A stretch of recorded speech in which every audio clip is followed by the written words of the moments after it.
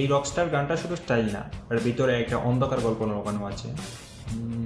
আসলে কি তাই? চলুন দেখে আসি। সঠিক বলেছেন। এই গানে একজন মানুষ নিজেকে রকস্টার হিসেবে দেখে, কিন্তু ভিতরে ভিতরে সে একা এবং ভাঙা আর ক্লান্ত। কি সাক্ষ্য প্রমাণ আছে তোমার কাছে? যখন সে বলে ভালোবাসা ছিল শুধু মিথ্যা পর্দা ঘর। এটা আসলে শুধু শো অফ না, এটা তার পেইন হাইড করা একটা ওয়ে।